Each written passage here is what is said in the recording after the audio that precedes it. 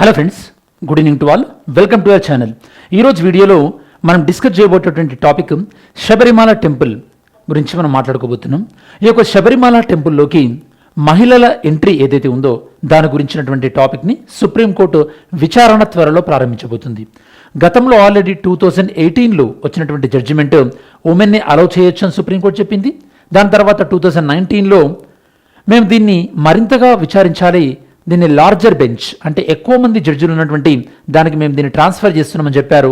And ఫైనల్గా ఇప్పుడు ఆ విచారణ ప్రారంభం కాబోతుంది. మరి ఈ యొక్క మహిళల అనుమతి ఏదైతే ఉందో ఈ యొక్క శబరిమల టెంపుల్లోకి ఈ టాపిక్ సంబంధించినటువంటి డీటెయిల్స్లోకి వెళ్ళే కన్నా ముందు ఫస్ట్ ఆఫ్ ఆల్ ఈ వీడియోలో మనం మెయిన్గా కవర్ చేయబోయేటటువంటి టచ్ చేయబోయేటటువంటి ఇంపార్టెంట్ హైలైట్స్ ఏందో చూసిన తర్వాత డీటెయిల్స్లోకి వెళ్దాం. అండ్ ఈ వీడియోలో మనము ఓన్లీ హిందూ మతానికి సంబంధించినటువంటిది కాకుండా ఈవెన్ పార్సీలు అలానే Dawoodi Muslims, okay, so Dawoodi Bohra Muslims వాళ్ళకి సంబంధించి కానీ అలానే వేరే వేరే మతాల్లో మహిళలపైన ఉన్నటువంటి డిస్క్రిమినేషన్ గురించి కూడా మనం డిస్కస్ చేయబోతున్నాం. ఓకే, సరే. సో ఇందులో మనం డిస్కస్ చేయబోయేటటువంటి ప్రధానమైనటువంటి topics first Sabarimala temple and Sabarimala టెంపుల్లో ఫాలో అవుతున్నటువంటి ఆచార వ్యవహారాలు ఏ విధంగా ఉన్నాయి, గత ఈ యొక్క కొన్ని దశాబ్దాలుగా అండ్ శతాబ్దాలుగా ఎలాంటి ఆచార వ్యవహారాలు ఉన్నాయి అని మనం డిస్కస్ చేస్తాం. దాని తర్వాత కేరళ హైకోర్టు 1991లో ఇచ్చినటువంటి తీర్పు ఏ విధంగా ఉంది, తర్వాత కోర్టుల యొక్క వైఖరి ఎలా మారింది. అంటే ఒరిజినల్గా స్టార్టింగ్ డేస్లో 1990స్లో కోర్టులు ఎక్కువగా మతపరమైనటువంటి లేదా సాంస్కృతిక పరమైనటువంటి హక్కులకు ఎక్కువ ఇంపార్టెన్స్ ఇచ్చారు, అంటే రిలీజియస్ రైట్స్కి ఎక్కువ ఇంపార్టెన్స్ ఇచ్చారు హ్యూమన్ రైట్స్ని కంపేర్ చేస్తే. But over the period of time గడిచిన కొద్దీ ఈ యొక్క మతపరమైన హక్కుల నుండి ఈ యొక్క మానవత అంటే మనకి హ్యూమన్ రైట్స్ పైకి అంటే మానవత్వానికి సంబంధించినటువంటి హక్కులకు ఎక్కువగా ఇంపార్టెన్స్ ఇవ్వడం స్టార్ట్ చేశారనమాట. మరి అలా వాల్యూ ఎక్కువగా ఇచ్చేటటువంటి సందర్భంలో కోర్టు అంటే సుప్రీంకోర్టు 2018లో ఇచ్చినటువంటి జడ్జిమెంట్ ఏంది అండ్ 2018-19లో ఆ జడ్జిమెంట్ పైన విపరీతమైనటువంటి రివ్యూ పిటిషన్స్ వేయడం జరిగింది. ఓకే, రివ్యూ పిటిషన్స్ వేయడం జరిగింది. అంటే రివ్యూ పిటిషన్ అంటే ఆ జడ్జిమెంట్ని సమీక్షించండి అని చెప్పేసి. అండ్ 2020లో సరే ఈ రివ్యూ పిటిషన్స్ కరెక్ట్గానే వీళ్ళు రివ్యూ చేయమని అడగడంలో తప్పలేదు, మేము వీటిని పరిశీలిస్తామని చెప్పేసి సుప్రీంకోర్టు ఈ యొక్క హిందూ మతానికి సంబంధించినటువంటిది కాకుండా వేరే మతాల్లో జరుగుతున్నటువంటి ఈ యొక్క వివక్ష ఏదైతే ఉందో వాటన్నిటిని కూడా విచారిస్తామని చెప్పేసి ఫైనల్గా ఆ విచారణ త్వరలో స్టార్ట్ కాబోతుంది.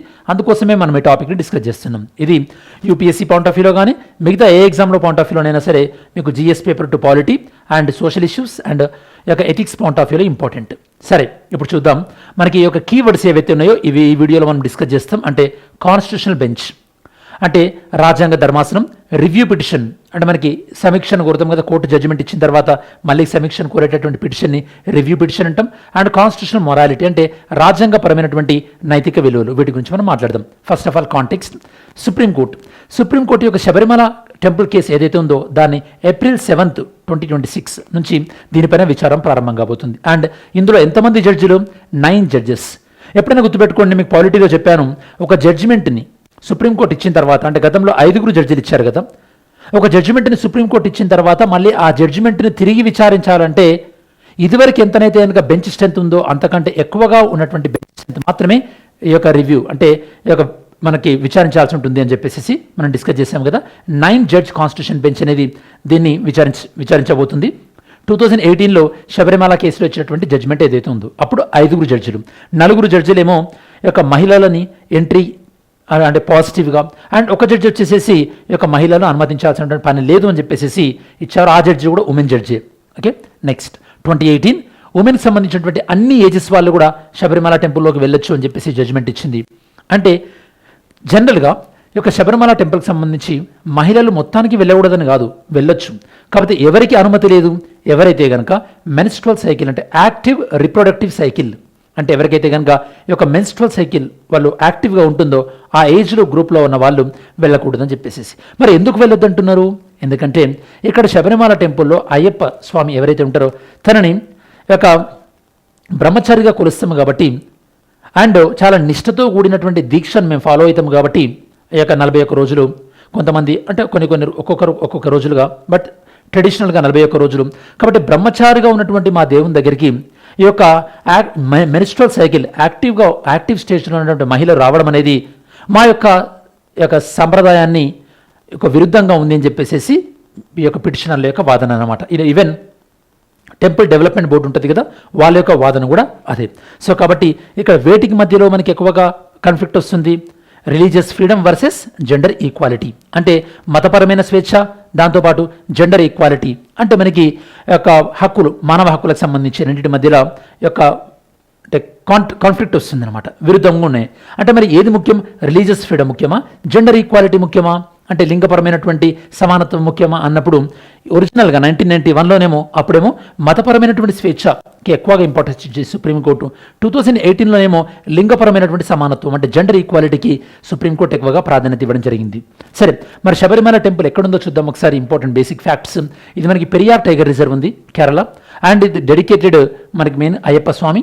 ఇక్కడ అయ్యప్ప స్వామిని మనము నైష్టిక బ్రహ్మచారి, ఎటర్నల్ సెలిబ్రేట్ అని అంటే మనకి బ్రహ్మచారి రూపంలో మనం కొలుస్తుంటాం కాబట్టి ఇక్కడ సమస్య అంతా వచ్చింది మనకి. ఓకే, మేము బ్రహ్మచారిగా పూజిస్తాం కాబట్టి ఈ రిప్రొడక్టివ్ సైకిల్ ఎవరైతే ఉందో యాక్టివ్ స్టేజ్లో ఉన్న వాళ్ళని అలో చేయొద్దని వీళ్ళ యొక్క వాదన అనమాట.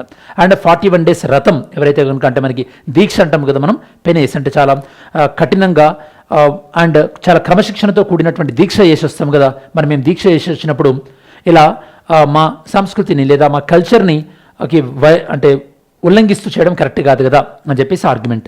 అండ్ ట్రెడిషనల్గా ఉమెన్ ఎవరైతే కనుక 10 years to 50 years ఏజ్ ఎవరైతే ఉందో వాళ్ళని రిస్ట్రిక్ట్ చేసేవాళ్ళనమాట.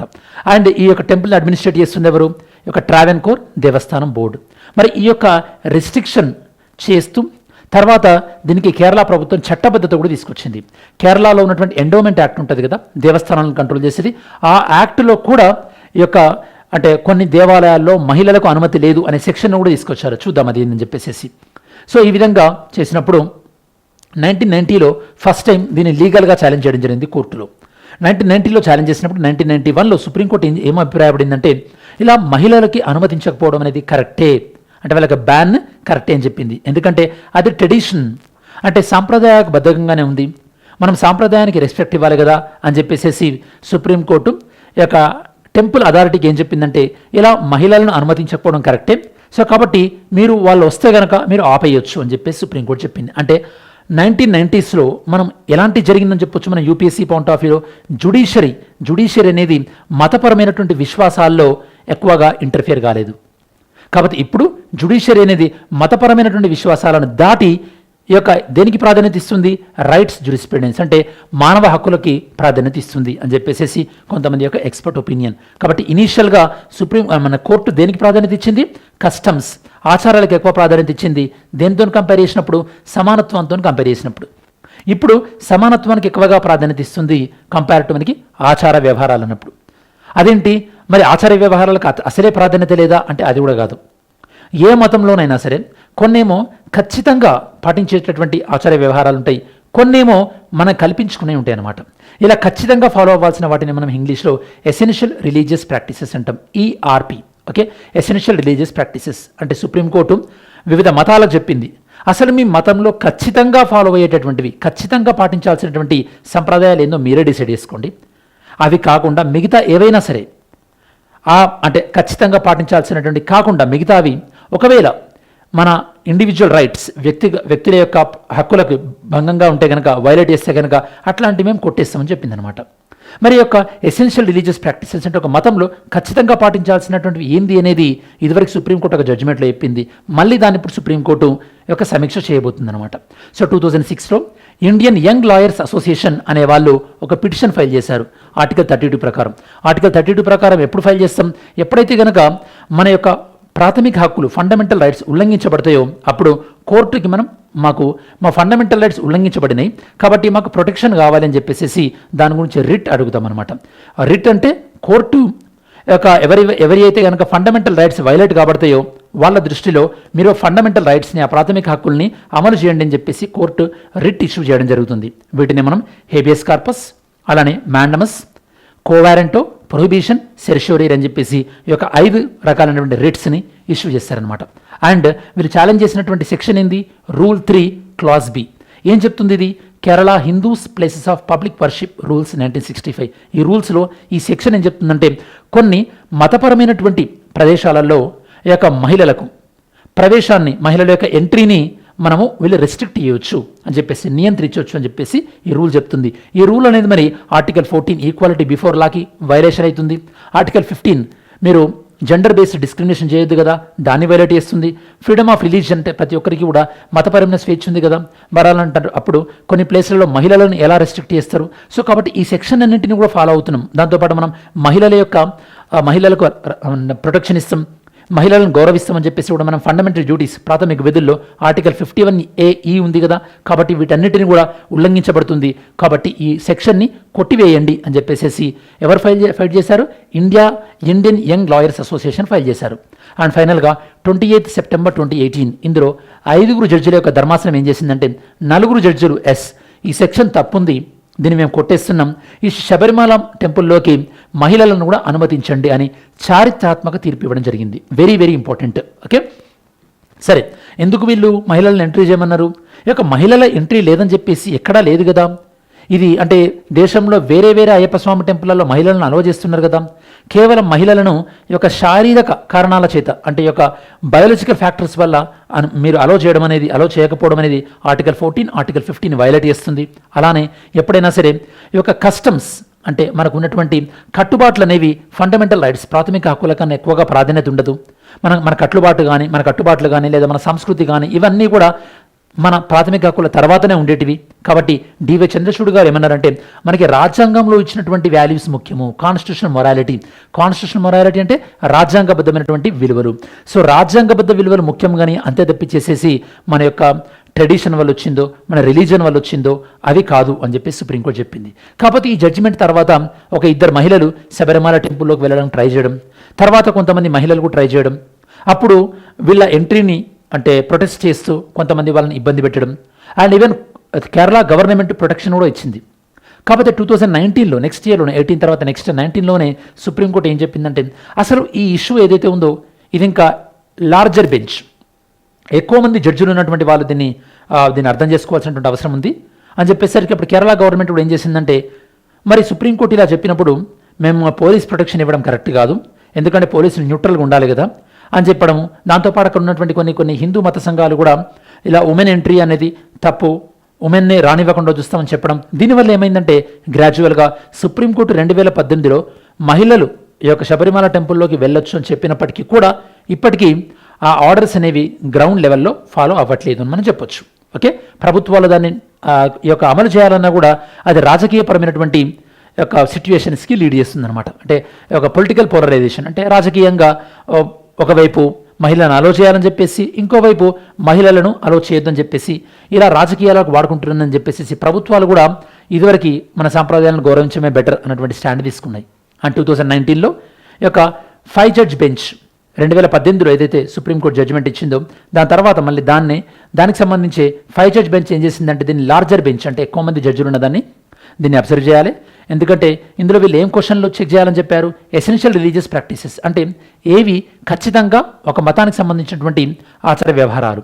మరి శబరిమల టెంపుల్లోకి మహిళలను అనుమతించకపోవడం అనేది హిందూ మతంలో ఖచ్చితంగా ఫాలో అయ్యేటటువంటి సంప్రదాయమా, దాన్ని ఎగ్జామిన్ చేయాలి. అలానే మతపరమైనటువంటి విషయాలలో జ్యుడిషియల్ రివ్యూ న్యాయ సమీక్ష ఎంత మట్టికి చేయొచ్చు, అంటే ఎంత మట్టికి జ్యుడిషియరీ ఇన్వాల్వ్ అవ్వచ్చు, ఎంత మట్టికి జ్యుడిషియరీ ఇన్వాల్వ్ అవ్వకూడదని చెప్పేసి. కాకపోతే 2018లో ఇచ్చినటువంటి జడ్జిమెంట్ని ఎక్కడ కూడా స్టే విధించలేదు. స్టే విధించకపోయినప్పటికీ కూడా ఒక గ్రౌండ్ రియాలిటీలో సరిగా పరిస్థితులు లేనందువల్ల మహిళలు చాలా తక్కువ సంఖ్యలోనే ఈ యొక్క టెంపుల్కి వెళ్ళారని చెప్పొచ్చు. ఇక్కడ మనకి ఎసెన్షియల్ రిలీజియస్ ప్రాక్టీసెస్ అంటే ఏంటి అంటే ఏ మతంలో అయితే కనుక ఖచ్చితంగా ఫాలో అవ్వాల్సినవి ఉంటాయో వాటికి మాత్రమే ఆర్టికల్ 25, 26 ద్వారా రక్షణ లభిస్తుంది. మిగతా వాటికి ఆర్టికల్ 25, 26 ప్రకారం రక్షణ అనేది లభించదనమాట. మరి ఒక మతంలో ఖచ్చితంగా పాటించాల్సినటువంటి సంప్రదాయాలు ఏవి అనే సిద్ధాంతాన్ని సుప్రీంకోర్టు మనకి షిరూర్ మఠ్ కేస్ అనే దాంట్లో 1954లో యొక్క సుప్రీంకోర్టు క్లారిటీ ఇవ్వడం జరిగింది. కేసు పేరు the commissioner Hindu religious endowment versus Shirur Math. ఇందులో యొక్క 7 జడ్జిలు ఉన్నటువంటి ఒక బెంచ్ ఎసెన్షియల్ రిలీజియస్ ప్రాక్టీసెస్ అన్న వాటిని ఇచ్చిందనమాట. ఇందులో ఏమన్నారంటే ఏవైతే కనుక ఒక మతంలో ఖచ్చితంగా పాటించాల్సినటువంటి వాటి ఉంటాయో అవి ఎసెన్షియల్ రిలీజియస్ ప్రాక్టీసెస్, వాటికి ఈ యొక్క కాన్స్టిట్యూషన్లో రక్షణ లభిస్తుందని చెప్పేసి. ఈవెన్ హిజాబ్ విషయంలో కూడా సుప్రీంకోర్టు ఇదే చూడబోతుంది. హిజాబ్ అనేది ఇస్లామిక్ రిలీజన్లో ఎసెన్షియల్ ప్రాక్టీసెసా కాదా, కాకపోతే హిజాబ్ కూడా ఈ యొక్క దానిపైన ఉన్నటువంటి బ్యాన్ ఏదైతే ఉందో, సో హిజాబ్ మీద బ్యాన్ కూడా తీసేసే అవకాశం ఉంది. సో దట్ హిజాబ్ వేసుకోకుండానే ఈ యొక్క స్కూల్కి కాలేజ్ ఖచ్చితంగా రావాలని చెప్పేసి రూల్స్ పెట్టినా కూడా అప్పుడు సమర్థించే అవకాశం ఉంది. సో కాబట్టి సుప్రీంకోర్టు 2020లో ఏం చెప్పిందంటే నెక్స్ట్ ఇయర్ 18లో జడ్జిమెంట్, 19లో ఏమో హయ్యర్ బెంచ్, 20లో ఏం చెప్పిందంటే ఓన్లీ హిందూ మతానికి సంబంధించినటువంటి ఈ యొక్క ఉమెన్ డిస్క్రిమినేషనే కాదు, ఇక్కడ మనకి ముస్లిం ఉమెన్ మాస్క్ అంటే మసీదుల్లోకి అలౌ చేయకపోవడం, పార్సీ ఉమెన్ వేరే వాళ్ళని మ్యారేజ్ చేసుకుంటే వాళ్ళని మ్యారేజ్ చేసుకున్నప్పుడు ఆ పార్సీ ఉమెన్ని పార్సీలకు సంబంధించినటువంటి రిలీజియస్ ప్లేస్లోకి అలౌ చేయకపోవడం, అండ్ ఆ పిల్లల్ని రిలీజియస్ ప్లేస్లోకి అలౌ చేయకపోవడం, అలానే జెనిటల్ మ్యూటిలేషన్, దావోదీ బోరా కమ్యూనిటీ వీళ్ళు ఏం చేస్తారంటే అమ్మాయిలు పుట్టిన తర్వాత వాళ్ళ యొక్క సెక్షువల్ ఆర్గాన్స్ ఏవైతే ఉంటాయో వాటిని స్టిచ్ చేయడం, అంటే సీజర్తోని మనకి నీడిల్తో స్టిచ్ చేయడం, ఎందుకంటే దానివల్ల ఒక సెక్షువల్ డిజైర్ కంట్రోల్లో ఉంటుందని చెప్పేసి, అది వాళ్ళ మతాచారం అని చెప్పేసి, ఇలాంటివి అన్నీ కూడా తప్పన్నట్టే కదా. కాబట్టి వీటన్నింటినీ కూడా మనం అంటే విశ్లేషించాలని చెప్పేసి చెప్పింది. యాక్చువల్లీ జెనిటల్ మ్యూటిలేషన్ అంటే సెక్షువల్ ఆర్గాన్స్ని అంటే వీళ్ళు స్టిచ్ చేయడం కానీ లేదా కట్ చేయడం కానీ ఇది ఎక్కువగా మీరు చూసినట్టయితే ఈ ఆఫ్రికన్ దేశాలలో ఎక్కువగా ఉందని మీరు అబ్జర్వ్ చేయొచ్చు. ఓకే, ముస్లిం ఓరియంటెడ్ ఆఫ్రికన్ దేశాలు ఎక్కువగా ఇది ఈజిప్ట్ లాంటి దేశాల్లో, సూడాన్ లాంటి దేశాల్లో, ఎరిత్రియా లాంటి దేశాల్లో, మాలి, గినియా ఇక్కడ చాలా ఎక్కువగా ఉంది. సో కాబట్టి ఇక్కడ మనకి జెండర్ ఈక్వాలిటీ ముఖ్యమా, రిలీజియస్ ఫ్రీడమ్ ముఖ్యమా, ఈ రెండింటి మధ్యలో ఏది? అలానే జెండర్ జస్టిస్ అనేది మనం కాన్స్టిట్యూషన్ మొరాలిటీలో ఒక భాగంగా చూడాలి. అంటే ఇక రాజ్యాంగపరమైనటువంటి విలువలను కాపాడడం అనేది చాలా అత్యంత ముఖ్యమైనటువంటి విషయం. అలానే రిలీజియస్ విషయాలు, మతపరమైనటువంటి విషయాల్లో జ్యుడిషియల్ రివ్యూ, న్యాయ సమీక్షను ఎంత మట్టికి మనం అలౌ చేయొచ్చు. సో ఇవన్నీ కూడా ఈ జడ్జిమెంట్లో ఇప్పుడు 9 జడ్జెస్ చెక్ చేయబోతున్నారు అనమాట. కాబట్టి ఈ యొక్క శబరిమల టెంపుల్ అనేది డిస్ప్యూట్ అనేది ఓన్లీ శబరిమల దేవస్థానానికి సంబంధించిందే కాకుండా ఇప్పుడు ఇది మహిళల యొక్క హక్కులు, అలానే ఈక్వాలిటీ, మహిళల యొక్క సమానత్వానికి సంబంధించి, దాంతోపాటు వాళ్ళకి సంబంధించినటువంటి న్యాయపరమైనటువంటి అధికారాలకు సంబంధించి వీటన్నింటినీ కూడా టచ్ చేయబోతుంది. కాబట్టి 2026 రివ్యూ అంటే 9 జడ్జ్ బెంచ్ ఏదైతే ఉందో ఇది ఈ యొక్క ఎసెన్షియల్ రిలీజియస్ ప్రాక్టీసెస్ డాక్ట్రైన్ అనే దాన్ని ఖచ్చితంగా ఇది సమీక్షించబోతుంది. అండ్ ఏవి ఈ యొక్క ఒక మతంలో ఖచ్చితంగా పాటించాల్సినటువంటి అవసరం ఉంటుంది, ఏవి ఒక మతంలో ఖచ్చితంగా పాటించాల్సినటువంటి అవసరం లేదు. అండ్ అలానే ఈ యొక్క మహిళలపైన వివక్ష చూపేటటువంటి ప్రాక్టీసెస్ హిందూ మతంలో ఉన్న వేరే ఏ మతాలలో ఉన్న వాటన్నింటినీ కూడా ఈ యొక్క బ్యాన్ చేస్తుందా ఏదనేది మనం చెక్ చేయాల్సి ఉంటుంది. సరే, ఇప్పటివరకు మనం డిస్కస్ చేసినటువంటి కంటెంట్ పైన ఒక MCQ సాల్వ్ చేయడానికి ట్రై చేద్దాం. సరే, MCQ చూద్దాం. ఇక్కడ with reference to Sabarimala case consider the following statement. Okay, Sabarimala case సంబంధించి ఇక్కడ స్టేట్మెంట్ చూడండి. ఎసెన్షియల్ రిలీజియస్ ప్రాక్టీసెస్ డాక్ట్రైన్ ఇదనేది షిరూర్ మఠ్ కేసులో వచ్చిందంటున్నారు. సెకండ్ వన్, ఆర్టికల్ 25 అనేది మనకి ఫ్రీడమ్ ఆఫ్ రిలీజియన్ విషయంలో అబ్సల్యూట్ ఫ్రీడమ్ అంటే అన్లిమిటెడ్ ఫ్రీడమ్ ఇచ్చింది అంటున్నారు. థర్డ్ వన్, 2018 వర్డిక్ట్ అనేది మనకి యొక్క Kerala Hindu places worship rules 1965 ఇందులో ఉన్నటువంటి రూల్ 3B అనే దాన్ని కొట్టేసింది అంటున్నారు. 2018 జడ్జ్మెంట్. 2026 అనేది 9 జడ్జెస్ దీన్ని విచారించబోతున్నారు అంటున్నారు. మరి 4 స్టేట్మెంట్లలో ఎన్ని కరెక్టో ఆన్సర్ చేయండి. అలా mains question, the Sabarimala case అనేది మనకి జెండర్ జస్టిస్, దాంతోపాటు రిలీజియస్ అటానమీ అంటే మతపరమైన స్వేచ్ఛ ఈ రెండింటి మధ్యలో ఉన్నటువంటి కాన్ఫ్లిక్ట్ని తెలియజేస్తుంది. దీన్ని ఈ యొక్క ఎగ్జామిన్ చేయండి, ఎస్పెషల్లీ మనకి ఎసెన్షియల్ రిలీజియస్ ప్రాక్టీసెస్ అన్నటువంటి కోణంలో అని చెప్పేసి ఇది మెయిన్స్ క్వశ్చన్. సరే, మనం వీడియో చివరిలోకి వచ్చేసాం కాబట్టి ఈ వీడియోలో మెయిన్గా సుప్రీంకోర్టు 9 జడ్జ్ బెంచ్ ఎందుకు ఫామ్ అయింది, వాళ్ళు ఏం డిస్కస్ చేయబోతున్నారు, శబరిమల కేసు ఏంటి, దాని యొక్క పూర్వపరాలు ఏ విధంగా ఉన్నాయి, 2018లో వచ్చిన జడ్జిమెంట్ ఏంటి, 19లో కోర్టు ఏం చెప్పింది, 20లో ఎలాంటి క్వశ్చన్స్ని ఫ్రేమ్ చేసింది, అండ్ ఒక మతంలో ఎసెన్షియల్ రిలీజియస్ ప్రాక్టీసెస్ అంటే ఏంది, ఓకే, వేటిని మనం ఎసెన్షియల్ రిలీజియస్ ప్రాక్టీసెస్ అంటాం, ఇట్లాంటి డీటెయిల్స్ అని కూడా మనం డిస్కస్ చేయడం జరిగింది. అండ్ ఇప్పుడు ఇది శబరిమల టెంపుల్ ఒకటే కాదు, ఇది మతపరమైన స్వేచ్ఛ వర్సెస్ జెండర్ ఈక్వాలిటీ, లింగపరమైన సమానత్వం అనే దానికి ఇప్పుడు దారితీసింది. సుప్రీంకోర్టు ఈ యొక్క ఎసెన్షియల్ రిలీజియస్ ప్రాక్టీసెస్ అనే దానికి సంబంధించి ఏం చెప్తుందో కూడా మనం చూడాల్సినటువంటి అవసరం ఉంది. ఇది స్టూడెంట్స్ మనకు ఓవరాల్గా ఈ పర్టికులర్ టాపిక్ సంబంధించినటువంటి సమగ్రమైన విశ్లేషణ. సరే, ఈ వీడియో మీకు నచ్చినట్టయితే కనుక లైక్ చేయండి, సో దట్ మన కంటెంట్ ఎక్కువ మందికి రీచ్ అయ్యే అవకాశం ఉంటుంది. అలానే రేపటి వీడియోకి మీరు ఏమైనా టాపిక్ సజెస్ట్ చేయాలనుకుంటే సజెస్ట్ చేయండి. Definitely I will try to consider your suggestion. Thanks for watching this video. Have a great day. Jai Hind.